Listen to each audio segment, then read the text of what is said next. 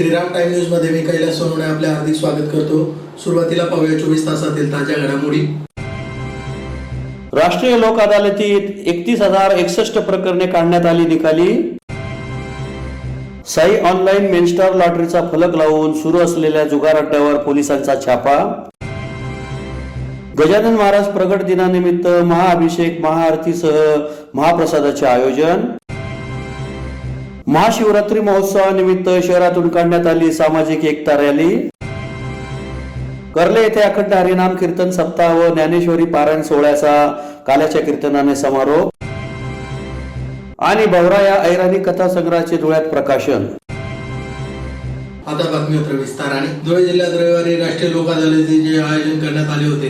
या राष्ट्रीय लोक अदालतीमध्ये 32 कोटी 6 लाख रुपये इतकी नुकसान भरपाई मिळवून देण्यात आली असून 31,061 प्रकरणे निकाली काढण्यात आली। धुळे जिल्ह्यात रविवारी राष्ट्रीय लोक अदालतीचे आयोजन करण्यात आले होते। या राष्ट्रीय लोक अदालत मध्ये 32 कोटी 6 लाख रुपये इतकी नुकसान भरपाई मिळवून देण्यात आली। तसेच 31,061 प्रकरणे निकाली काढण्यात आली। महाराष्ट्र राज्य विधी सेवा प्राधिकरण उच्च न्यायालय मुंबई यांच्या आदेशानुसार संपूर्ण धुळे जिल्ह्यात दिनांक 3 मार्च 2024 रोजी राष्ट्रीय महालोक अदालतीचे आयोजन करण्यात आले होते। सदर राष्ट्रीय महालोक अदालतीमध्ये प्रलंबित 6,162 प्रकरणे व न्यायालयात दाखल होण्यापूर्वीचे सुमारे 95,163 प्रकरणे असे एकूण 1,01,325 प्रकरणे ठेवण्यात आली होती। त्यापैकी प्रलंबित 410 व न्यायालयात दाखल होण्यापूर्वीचे 30,651 असे एकूण 31,061 प्रकरणे निकाली निघून रक्कम रुपये 32 कोटी 6 लाख 91,178 इतकी तडजोडीची रक्कम लोक अदालतीमध्ये वसूल झाली।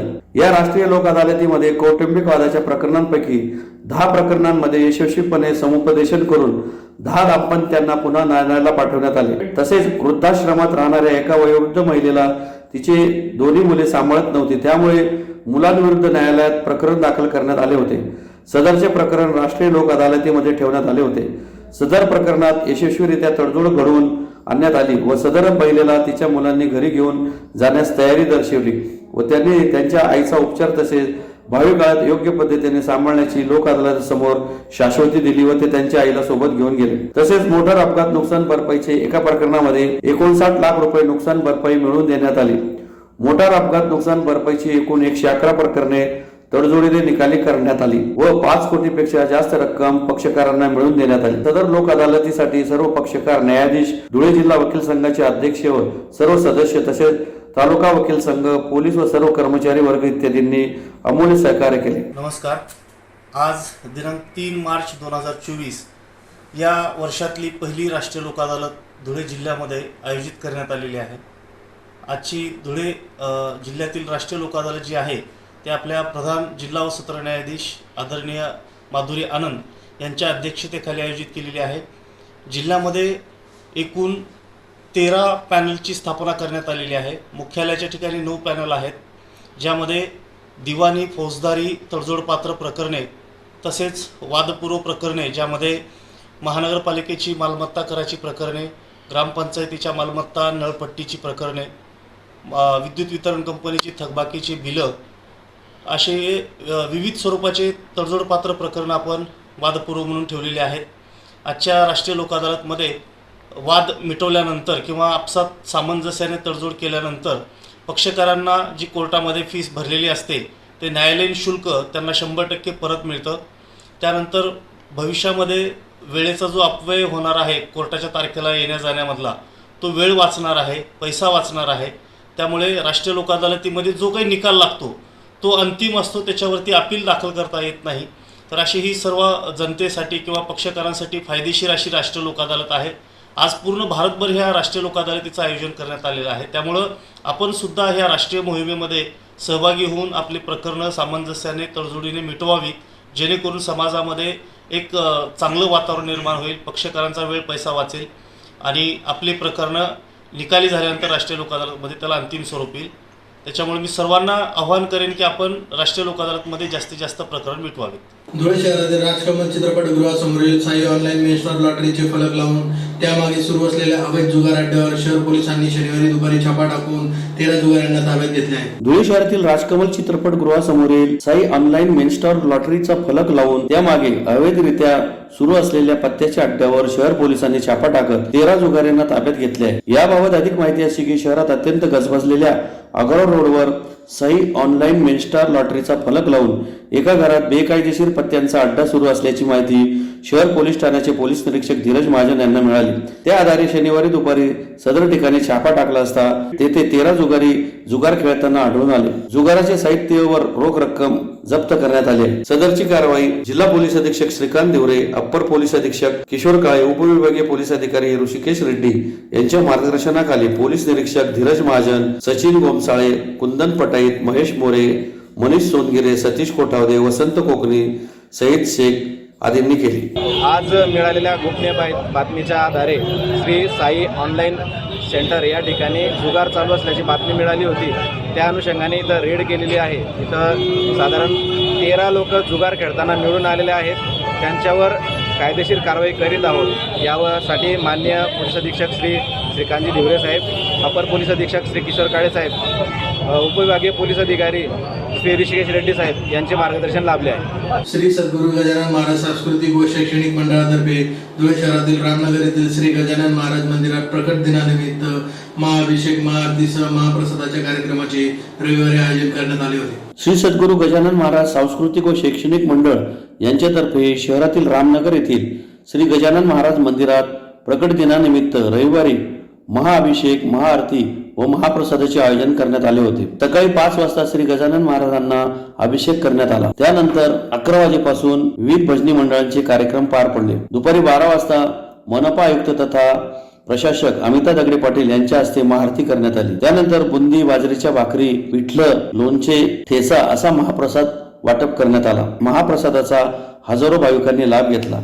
या प्रसंगी अध्यक्ष गोपाळ केले, मनपा आयुक्त अमिता दगडे पाटील, सुनंदा केले, प्रितेश केले, हर्षदा केले, रुपाली केले, कमलाकर जोशी, तुळशीराम बगदे, प्रदीप लाड, प्रदीप दीक्षित, प्रभाकर जोशी, दिलीप भट, राजेंद्र केले आदी उपस्थित होते. गजानन महाराजांच्या चरणी प्रार्थना करतो की पूर्ण जगावर रामाचं राज्य द्यावं आणि सर्वांना सुख समृद्धी जावं ही परमेश्वरांनी प्रार्थना करतो आणि गजानन महाराजांच्या प्रकट दिनानिमित्त सर्व बालकांना शुभेच्छा देतो. माझे 2 शब्द सांगतो. गजानन महाराजांचा प्रकट दिन आणि त्यानिमित्तानं मला आज केले काकांची संधी दिली आरतीला उपस्थित राहण्याची, त्यांची मी आभारी आहे. आणि सर्व गजानन महाराजांच्या भक्तांना त्या प्रकट दिनानिमित्त मी शुभेच्छा देते. धन्यवाद. गणगण गणाकडून शांती मागितली आहे आणि बघू या वर्षभरात काय काय होतंय. महाशिवरात्री महोत्सवानिमित्त धुळे शहरातील विनय कॉलनी येथील पीस पॅलेस या स्थानिक सेवा केंद्रामार्फत रविवारी शहरातून सबका मालिक एक या विषयावर आधारित सामाजिक एकता रॅली काढण्यात आली. प्रजापिता ब्रह्मकुमारी ईश्वरीय विश्वविद्यालयाचे धुळे शहरातील विनय कॉलनी येथील पीस पॅलेस या स्थानिक सेवा केंद्रामार्फत दिनांक 29 फेब्रुवारी ते 14 मार्च दरम्यान महाशिवरात्री महोत्सवाचे आयोजन करण्यात आले आहे. त्या अंतर्गत रविवारी धुळे शहरातून सबका मालिक एक या विषयावर आधारित सामाजिक एकता रॅली काढण्यात आली. प्रजापिता ब्रह्मकुमारी ईश्वरीय विश्वविद्यालय ही आध्यात्मिक व सामाजिक क्षेत्रात कार्य करणारी एक विश्व प्रसिद्ध संस्था आहे. संस्थेचे कार्य आध्यात्मिक, वैद्यकीय, सामाजिक, नैतिक, शैक्षणिक आदी सर्व क्षेत्रांमध्ये उल्लेखनीय आहे. मानवी मूल्यांचा आजच्या समाजात प्रचार प्रसार करून समाजातील सर्व जातीय भेद, धर्मभेद, प्रांतभेद मिटवण्यासाठी संस्थेचे कार्य राष्ट्रीय व आंतरराष्ट्रीय स्तरावर सुरू आहे आणि त्यास गौरवण्यातही आले आहे. संस्थेच्या विश्वातील 150हून अधिक देशात 8,000हून अधिक शाखा आहेत. UNO व युनिसेफ सारख्या संस्थेत गैर सरकारी सदस्यत्व प्राप्त आहे. विश्व शांतीदूत सारख्या आंतरराष्ट्रीय सन्मानाने संस्थेस गौरवण्यात आले. त्यांच्या मार्फत महाशिवरात्रीनिमित्त महाशिवरात्र महोत्सवाचे आयोजन करण्यात आले आहे. त्या अंतर्गत सबका मालिक एक या विषयावर आधारित सामाजिक एकता रॅली धुळे शहरातून काढण्यात आली. सर्व धर्म आत्म्याचे परमपिता हा सजीव देखावा यात सादर करण्यात आला. या रॅलीत संस्थेमार्फत सद्यस्थितीत धुळे शहरात विविध 28 ग्राउंडवर सुरू असलेल्या संगीतमय योगाचे योगसेवक व साधक हे सहभागी झाले होते. रॅलीत सुमारे 200 ते 250 दुचाकी व 30 ते 40 चारचाकी वाहने सहभागी झाली होती. त्यांनी सामाजिक एकतेचा आध्यात्मिक संदेश दिला. सदरचा कार्यक्रम धुळे केंद्र संचालिका BK रीटा दिदी व BK कविता दिदी यांच्या व त्यांच्या सहयोगी बंधू भगिनींच्या अथक प्रयत्नातून संपन्न झाला. शिंदखेडा तालुक्यातील कर्ले येथे सुरू असलेल्या अखंड हरिनाम कीर्तन सप्ताह व ज्ञानेश्वरी पारायण सोहळ्याची रविवारी काल्याच्या कीर्तनाने सांगता करण्यात आली. यावेळी महाप्रसादाचे आयोजन करण्यात आले होते. शिंदखेडा तालुक्यातील कर्ले येथे सुरू असलेल्या अखंड हरिनाम कीर्तन सप्ताह व ज्ञानेश्वरी पारायण सोहळ्याची रविवारी हरिभक्त परायण श्रीराम महाराज उंटावतकर यांच्या काल्याच्या कीर्तनाने समाप्ती झाली.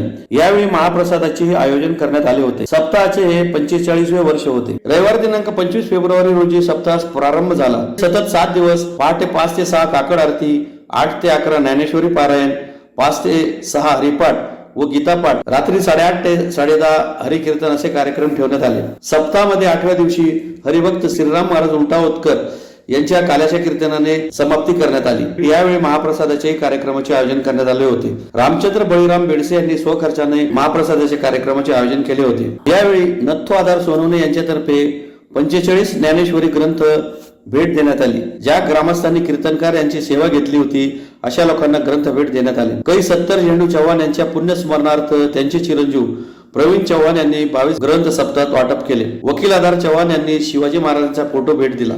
अशा प्रकारे सप्ताहात मोठ्या उत्साहात संपन्न झाला. सप्ताहाच्या शेवटच्या दिवशी हरिभक्त संजू महाराज कर्लेकर यांच्या हातून 115 लहान मुलींना व ग्रामस्थांना तुळशीमाळा टाकण्यात आल्या. पुढच्या वर्षी 46व्या वर्षाचे महाप्रसादाचे नारळ उपसरपंच गोकुळ विनायक बेडसे यांनी घेतले. या प्रसंगी पोलीस पाटील प्रफुल्ल देवरे, उपसरपंच गोकुळ बेडसे, शशिकांत चव्हाण, नत्तू सोनवणे, प्रभाकर देवरे, नंदू चव्हाण, भास्कर ठाकरे, बटू देवरे, पुजारी कचरू झेंडू चव्हाण, सुनीलाल मिस्त्री, संजय चव्हाण आदी उपस्थित होते. स्वानंद सुखनिवासी परमपूजनीय माऊली गुरुजी जायखेडकर यांच्या आशीर्वादाने तसेच यशोदा अक्का यांच्या प्रेरणेने अखंड हरिनाम कीर्तन सप्ताह तसं ग्रंथराज ज्ञानेश्वरी पारायण सोहळा गेल्या 45 वर्षापासून कर्ले या पुनीत आणि पावन नगरीमध्ये संपन्न होत असतो.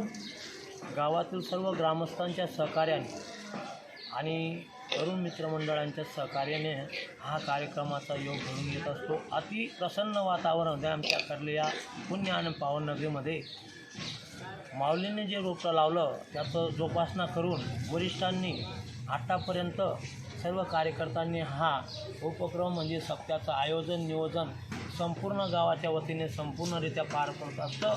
यावर्षीसुद्धा नामांकित असे कीर्तनकार, गायक, वादक हेही उपस्थित आहे. कार्यक्रमाच्या पहिल्या दिवशी कृष्णा महाराज हे गावाचेच कीर्तनकार होते, त्यांचाही कार्यक्रम झाला. दुसऱ्या दिवशी योगीराज महाराज वाघाडीकर, तिसऱ्या दिवशी रामचंद्रजी महाराज मालपूरकर, चौथ्या दिवशी राधाबाई महाराज बोलानेकर, पाचव्या दिवशी विश्वनाथ नाना करवाळेकर, 6व्या दिवशी विशाखाताई कर्लेकर आणि श्रीराम महाराज यांच्या काल्याच्या माध्यमातून जागर काल्या यांच्या माध्यमातून सप्ताह हा पार पडत आहे.